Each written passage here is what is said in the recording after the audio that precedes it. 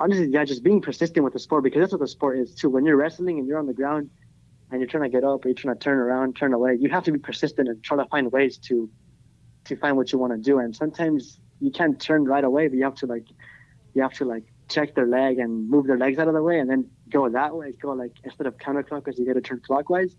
But with persistent, you definitely get out of anything. So I think being persistent and having a supportive team is one thing that is really important when it comes to sports like wrestling, where there's like, or people sometimes, yeah, it comes with a lot of like struggle, a lot of like sometimes people push back, but persistence is definitely everything. That's how I was able to get through the whole sport.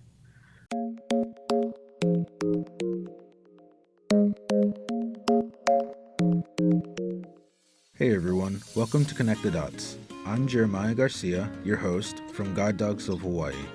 This is a safe space for blind and visually impaired individuals to come together, share experiences, and learn from each other. Today, we have a guest speaker who did wrestling in high school despite being fully blind and has the experience of proving himself to his sighted peers. He'll be sharing what he learned and the different kinds of training he had to do, how he was able to accomplish it, and what motivated him to get active. What made you decide to start wrestling? So yeah, I just started to start wrestling when I was in.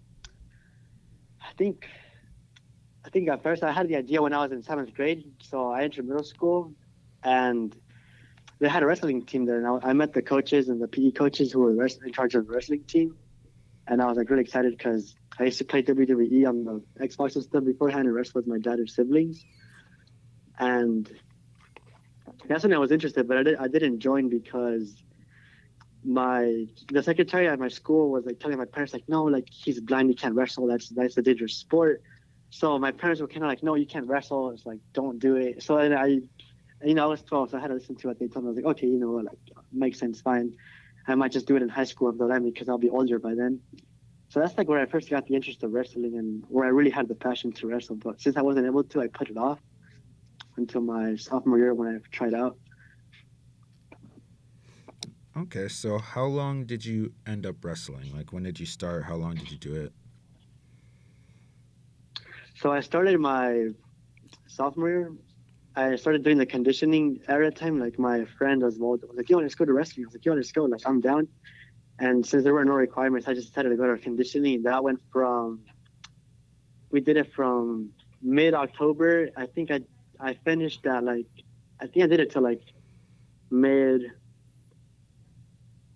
mid-December, yeah, from October till mid-November. Then I stopped because my grades were a little bit low, so I stopped that my sophomore year. But then my junior and senior year, I went both years through. So that was from October, November, December, January. We did it 4 months, yeah, like 4.5 months each year. So because we had to do conditioning, so it was a total of I guess 11 months with the 2 months I had during my sophomore year. Could you go into a little bit of detail about the conditioning you had to do? Yeah, so before the season started, like 2 months before, the coach would have us do conditioning, and for conditioning, we had to get ready, get stamina. So he'd have us run from our school gym all the way down half a mile and into the neighborhood, and then he'd have us come back, and we would call that exercise pull and back because we had to go touch a pole at the bottom of a hiking trail and come back and run back to the gym, and we'd do that about 2 times, and then we had to do 10, 50. I think the first couple of weeks we had to do 30 push-ups in between. So push-ups, sit-ups, and jumping jacks. And then we would do another sprint pulling back. And then we had to do a couple of squats. So it was mainly to getting into stamina and building up our strength by doing a lot of calisthenic body workouts. And we do crunches and team, we do kind of relays almost. Yeah, we do a relay with batons, and we'd on the track, and we'd have to run and then hand the baton to someone, and then while they're running on the track, we'd have to be doing our push-ups or squats or sit-ups depending what lap we were on, because each lap had their own exercise designated to it. And that was pretty much what we did for conditioning, because we weren't allowed to wrestle, because one of the state laws is that the students can't wrestle until the season officially starts. So in order for us to get our stamina, we just do a lot of running and calisthenics to get our stamina up. Were there any requirements for you to start getting that training beforehand, or could anyone do it if they wanted to? Anyone could do it if they wanted to. They just had to, for conditioning, you just have to show up and say that you want to try out for the team. And honestly, there was no coach. Like I was like the skinniest kid in the team. I was like about 90 pounds in my sophomore year. And then I think we ranged from 90 pounds all the way to, we had a couple of the football players that came in who weighed about 230 pounds. So they're like really big guys, and they were heck of fun too. They were cool to hang out with. And yeah, so like, I didn't have any experience when I first joined, and there was a lot of kids that joined as like freshmen, juniors, seniors who also didn't have experience, and they weren't really physically active. But yeah, for conditioning, there was no prior experience needed. It was just you wanted to go out there, have fun, learn to wrestle, and do the conditioning, and yeah, they let you do it. Did you do any kind of sport or exercising before you started doing this conditioning, or were you also just, that was your first experience? So before I did wrestling, I ran track in middle school. Since my parents didn't since I wasn't able to wrestle in middle school, I picked up the track team because I wanted to be physically active. So I ran track throughout 7th and 8th grade, and then in high school I had PE my freshman year. So I guess that's also what kept me physically active. And then my sophomore year, I would just kind of do like workouts at home, and I did a marching band.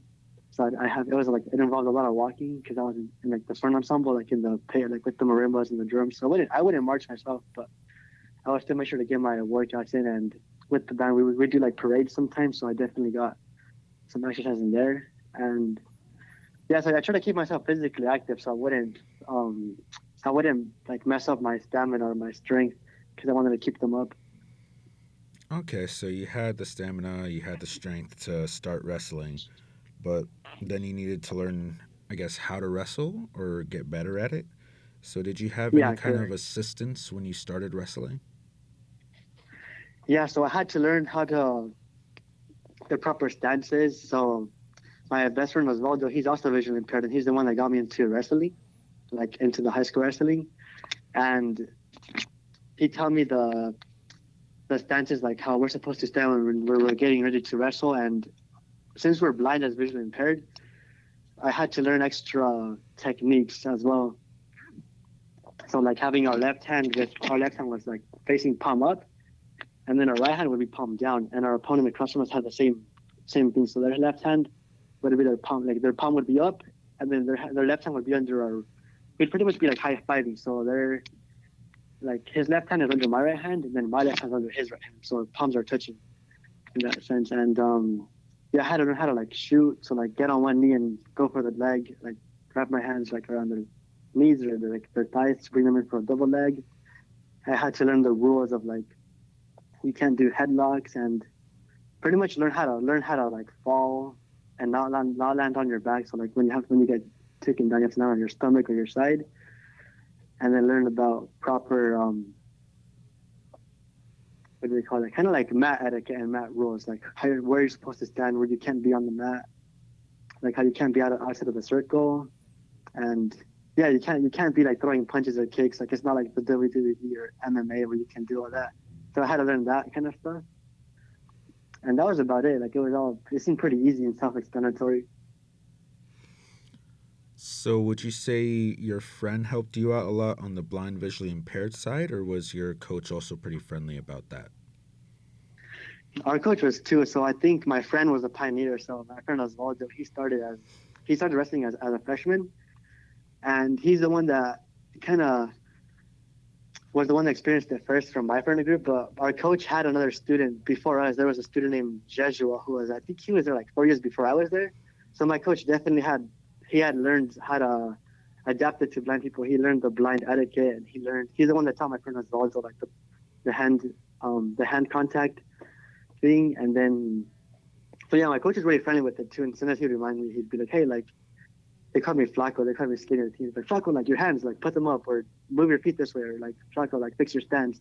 And he would also like kind of have like he would guide my feet to the proper parts of the mat, or he would also have like a random one of my wrestling teammates stand next to me. He'd be like, here, like feel his stance, and then I would just feel their stance.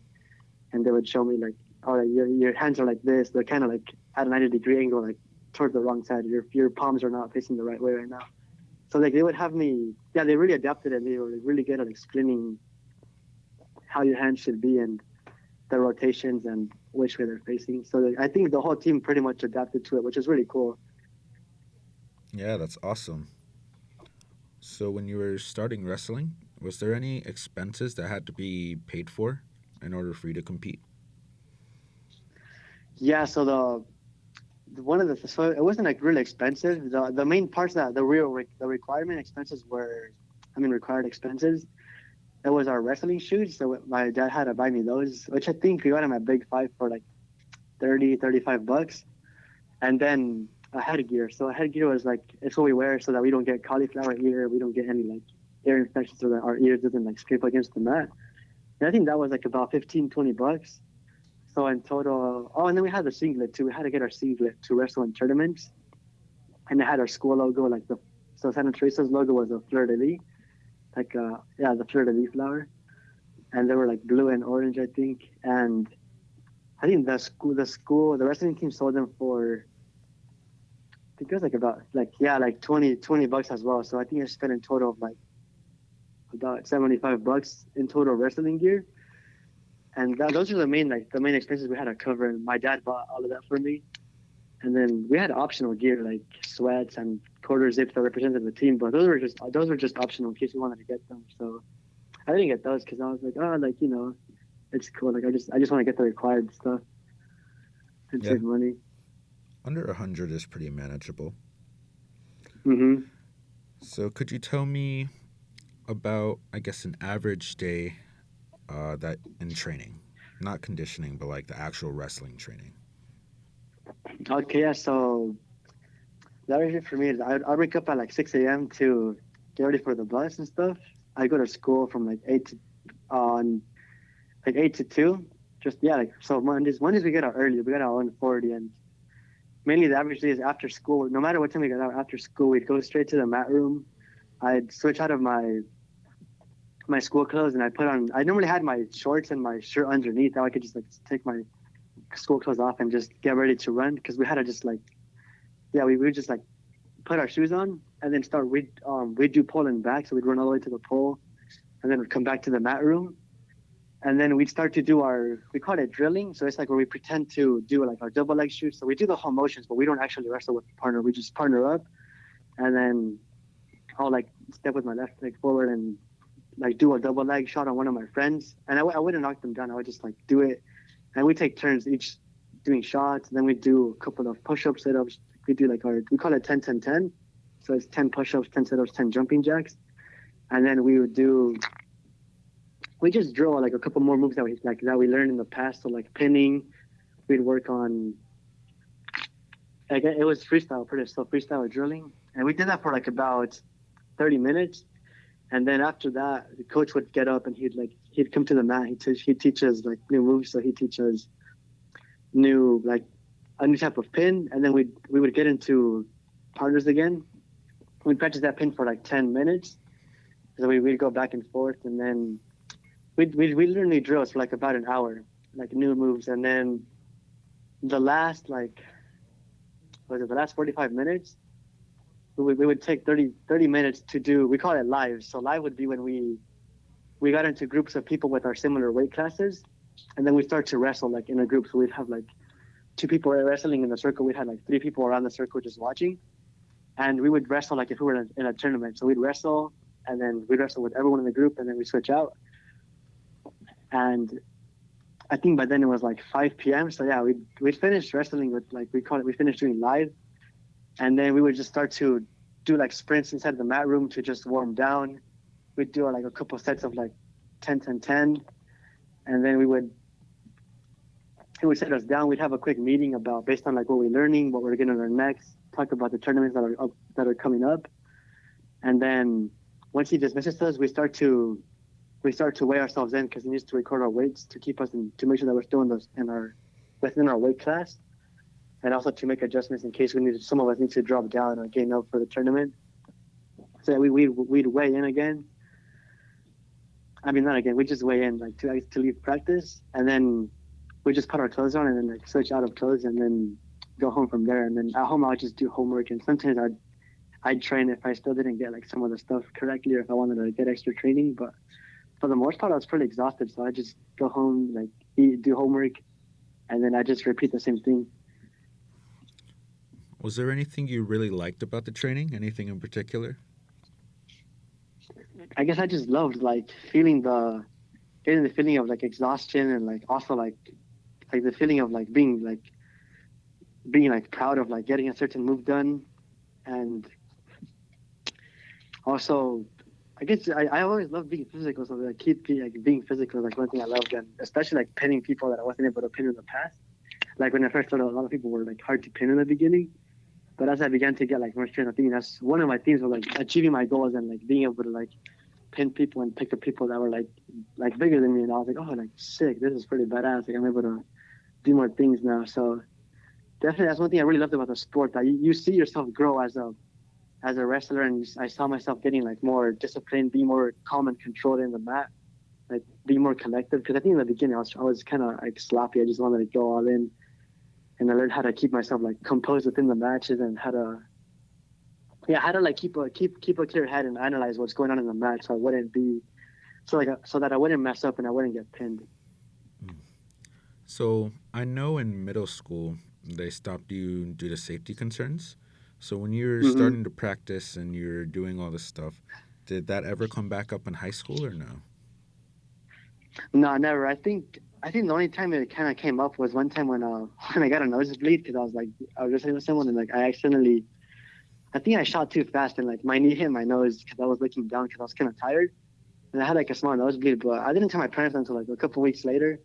But they were like, I mean, you're big enough now, like they're like, as long as you don't break any arms or anything, then you're okay. And like it never really came up because I always were like kind of like, yeah, I was always like wrestling with people like around my weight class, and also always making sure that I wasn't gonna hurt myself or hurt anyone else. And our coach had really strict rules on things we could and can't do within the wrestling, like within the wrestling season. And I think so that never really came up. Only once when like after my nosebleed, and one time when one of my elbows got popped in practice. But I mean, they saw me like recover from my injuries, so then they were like, oh, I mean, like you're old enough, like you know what you're getting into, like as long as you don't get like any concussions and stuff, then we're chilling. And so there was like a few like bruises and stuff here and there. I see. But I mean, it was good. It was fun.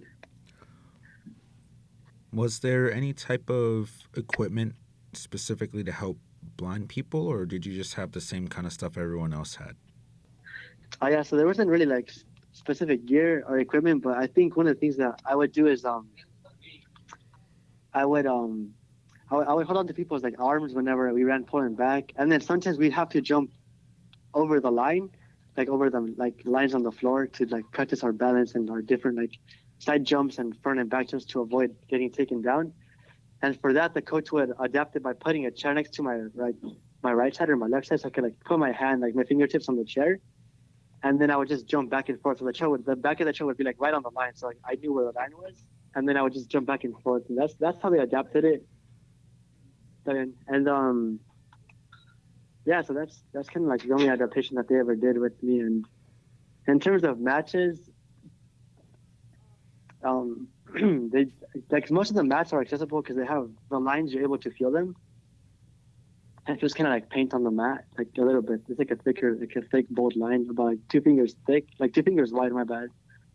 And so that never needed to be adapted. Sometimes my coach would just have to like fix my posture and just tell me like, oh, you're wearing the blue band today, you're wearing the red band, just to let me know in case the referee was like, blue, go this way. Or like, whenever he gave commands, they call you by your colors, so I just have them tell me what color my band was. And that was about all the adaptations I had to do, because everything else was it was already like accessible and adaptable.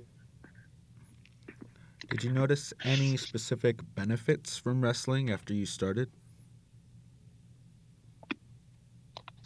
So I think specific benefits definitely gave me more like self-confidence in myself, and it gave me like I felt more confident. I felt like I learned part of like some self-defense in a sense, because they taught me like how to put people like in headlocks, how to sprawl, how to definitely how to like gives you more strength to like push people away from you in case you need to, as well as being like staying healthy. I would stay healthy. Like I felt like I was always like healthy because health is the one thing like I really like to take a look at and see how I'm doing.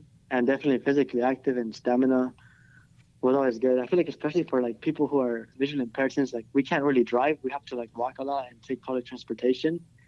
Definitely, I want that also kind of helped me with my orientation and mobility skills because I'd be able to walk for like way further distance and do like I was able to do like more extreme hiking without getting tired as easily. So I think it definitely had a lot of benefits into to like the, yeah to me and to my teammates. Do you feel it like it helped your social life at all? I think so in a sense. I got more. I was able to make friends with because normally in high school I just had friends that were VIs. Like all my VI friends were the people I hung out with, which we had like a pretty big group, but not all of them were doing wrestling. So only my friend as well that I joined, and I think sometimes it was hard for us to like communicate with like sighted people because they would kind of see us like, oh, I need to take care of this like visually impaired kid, or like, I hope he doesn't hurt himself. So I think them seeing us in the wrestling mat, like kicking ass with everyone else and just being like everyone, they were definitely more like, I was like accepting, but also like more comfortable, like talking to us. So we were able to hang out with them at lunchtime sometimes, and we were able to like talk to them. Like they talked to us like we all had like normal conversations, not no like really awkwardness. And I think that definitely helped us out because we kind of got like more recognition throughout the school, and people would see that and they would kind of be, I guess, less intimidated to talk to us because I know a few of them were intimidated because they didn't know what to talk to us about, or they didn't really know, I guess, what lifestyles we lived. So once they found out we were like in the wrestling team, they were like, oh, like shit, they do wrestling, like bro, this is cool, like let me go talk to them. And then they just come and ask us, so they'd be like, hey, good luck on the tournament, or they just ask us like questions about wrestling. If they and like when they wanted to wrestle, they'd be like, hey, you did wrestling, right? We'd be like, yeah. They'd be like, oh, so like how was it, like what you doing? I'd be like, oh, I'll take you, like let's go, we'll go talk to the coach and I'll just like show you what we do. And that would get them introduced to the sport. And that's one thing that I feel like it helped us in my high school social life. And yeah, I guess it taught me that it's like it's pretty easy to talk to people, and like it's I guess because at first I thought it was also like intimidating to talk to like strangers, but honestly, yeah, it gave me a lot of good confidence. Out of everything you had to pick from in your wrestling experience, what would you say is the most challenging part? I think the most challenging part from the wrestling experience is, I guess, sometimes convincing your teachers or like the people that help you around. Because I think my teachers were the ones that were kind of like, oh, you're gonna get hurt. My parents didn't care. My teachers were more like, yeah, but I did listen to them. And sometimes the diet, I guess, that you have to follow in wrestling, like maintaining your weight is one of the most challenging things that I saw. Like not for me personally, I guess for me, like I think it was because I had to gain weight because my metabolism was like really fast. So there was one day when I had to gain 6 pounds in 2 days, and I was like, oh shit, I hope I could. So I kind of had to like binge eat a lot. And my other teammates, they couldn't eat a lot of different things because they had to make sure that they were within their like 5 pound weight range. And I think that's one of the challenges. And I guess like speaking of like particularly to blind and visual impairedness would be sometimes people underestimate you, or they'll be like, oh, like bro, let's go easy on him because he can't see, and like they won't put in their full effort. So you have to advocate, be like, no, bro, just put in your whole effort. Like, come on, like let's go, like seriously. And then it takes them a while, but I think after a few times that like we would beat them, we'd show them that we wrestled just like they did. That's where they really got their deal. They're like, oh, like yeah, they don't play around, like they're serious. And that's kind of it. Mainly like those are like the challenges I could think of that I had, was that people just sometimes would underestimate us, or they wouldn't want to go like full on like 100% with us because they thought we were going to get hurt, or they thought they were going to be mean to us. And coach coach would give them talks like, listen, like don't be afraid of them, don't hold back, like they're just people like you and I. If you want to be like at their level, close your eyes. So he'd give them tips like that too. Like there's times we would wrestle like with their eyes closed, like they would wrestle with their eyes closed, so they would be like at my level. And it was fun because they got to experience the whole new side of wrestling that they never experienced. So it helped combat this challenge, the challenge of like them thinking that we were like a little bit weaker, or that we were like that they didn't want to be mean, so they didn't want to go 100%. So that was one of the solutions that the coach did that helped out. If you had the opportunity to, and you didn't have to worry about finances, do you think wrestling is something you would keep doing? Yeah, definitely. I think either like high school wrestling, or I'd probably continue. I'd want to do like jujitsu or something new.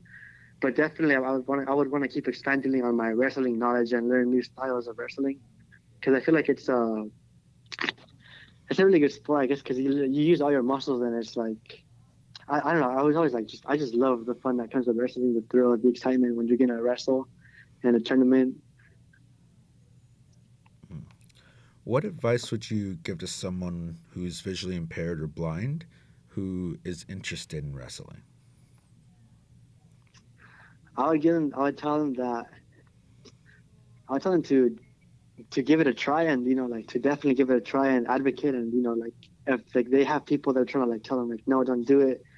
I would tell them to show their parents or the people that are doubting them, like show them about like other blind wrestler athletes that have done it in the past, and to just keep going even though it gets hard. Like there's things that want to discourage you from the sport, but if you're really passionate and it's part of like your element, like what you really want to do, and it's a passion, then to keep being persistent, because if the more persistent you are, the more likely you're able to get into the sport, because they say that persistent beats anything, right? So pretty much like just being persistent and just keep wanting to do it. Eventually, like your parents or people will just give in. They'll be like, you know what, fine. And if you can't wrestle at that location where you want to wrestle, you could always find different schools or different gyms where they'll accept you.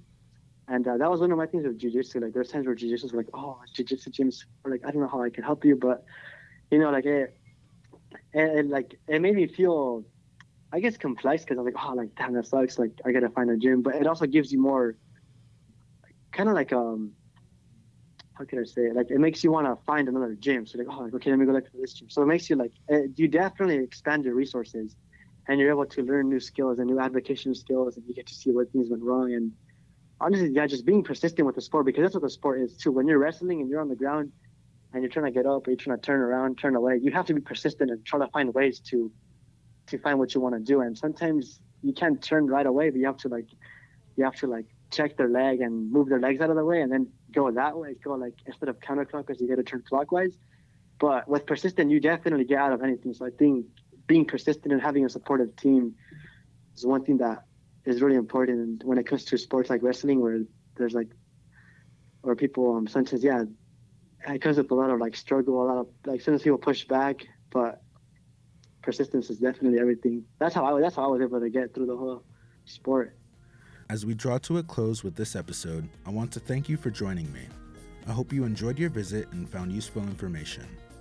We welcome your feedback at guidedogsofhawaii.org. It would be great if you would visit us on our social media platforms, such as Instagram and Facebook. You can find us by simply searching for Guide Dogs of Hawaii.